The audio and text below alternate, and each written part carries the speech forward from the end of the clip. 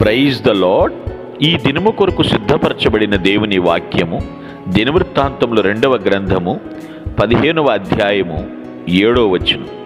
కాగా మీరు బలహీనులు కాక ధైర్యము వహించుడి, మీ కార్యము సఫలమగును.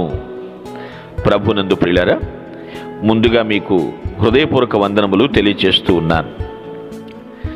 బలహీనులు కాక ధైర్యం వహించండి, ఈ మాట ఎందుకు వాడబడింది మనం గ్రహించాలి.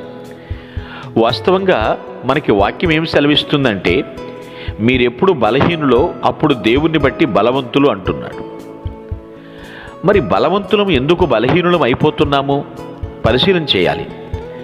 ఆత్మీయులు ఎందుకు అన్యుల్లాగా మారిపోతున్నారు?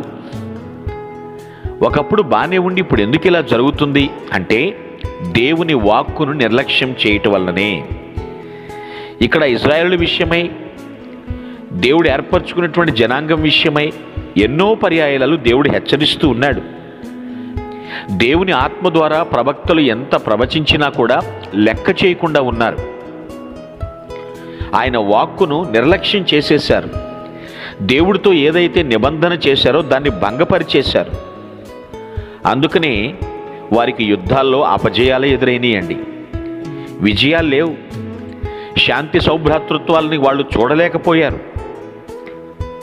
ఆలోచించండి, అన్ని కాలాలకి దేవుడు సరిపడా వాగ్దానం దేవుడు ఇస్తాడండి. ఎప్పుడు ఇచ్చినా సరే అందరికీ వర్తించేటువంటి గొప్ప వాగ్దానాలే దేవుడు చేస్తాడు.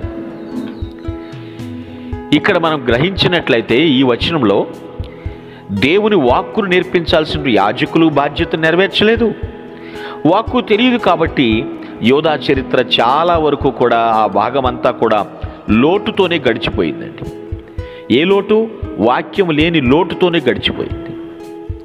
ఎవరిష్టం వచ్చిన మాటలు వాళ్ళు, ఎవరికి ఇష్టం వచ్చిన చేష్టలు వాళ్ళు చేయటం, దేవుణ్ణి పూర్తిగా విసర్జించినట్లుగా ప్రవర్తించారండి వాళ్ళు. అయితే మళ్ళా దేవుడు ఆసాతో మాట్లాడిస్తూ ఉన్నాడు అజర్యా ద్వారా. అజర్యా మీదికి వస్తున్నప్పుడు, ఆసాను ఎదుర్కొని పోయినప్పుడు ప్రకటించిన ప్రకటన అంటున్నాడు. ఆసా విషయంలో మనం గ్రహించండి. ఆసా యోధావార్లారా అని బిన్యామీన్లారని మొదలుపెట్టాడు ఇక్కడ ప్రవక్త.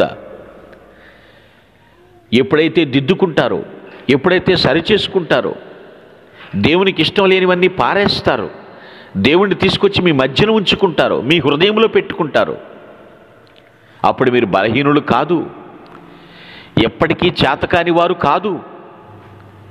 దేవునికి అయిష్టమైనటువంటిది నీలో ఉంచుకొని, నేనెందుకు ఓడిపోతున్నాను, నేనెందుకు నష్టపోతున్నాను, నాకే ఎందుకు ఇలా జరగాలి అని నీలో నీవు మదన పడుతున్నావా? దేవునికి అయిష్టమైనది ఏదో ఉంది, అది నీకు అర్థం కావట్లేదు. ప్రభు పాదాలు పట్టుకుని గోజాడు. దేవుడు తన వాక్కుని పంపించి నేను బాగు చేస్తాడు. మీరు బలహీనులు కావద్దు, ధైర్యము వహించండి, మీ కార్యము సఫలమగును. మన కార్యాలు సఫలం చేసే దేవుడు ఉన్నాడండి మనకి. ఆయన సార్వభౌముడు. ఆయన రంగంలోకి దిగితే ఎవ్వరూ ఆయనకి ఎదురు నిలవలేరు. ఎప్పుడైతే దేవుని వాక్యం మన యొద్దకు వచ్చిందో దానికి విలువ ఇవ్వాలి, దాన్ని మనం అప్లై చేసుకోవాలి, అన్వయించుకోవాలి.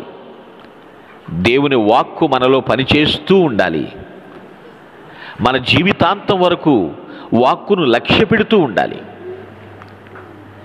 ఎంతోమంది ప్రవక్తలు, ఎంతోమంది దాసులు, ఎంతోమంది సేవకులు, ఎంతోమంది నీ తోటి విశ్వాసులు హెచ్చరిస్తున్నారేమో, నేను బాగానే ఉన్నాను అని నిన్ను నువ్వు మోసం చేసుకుంటూ ఎన్నాళ్ళు జీవిస్తావు?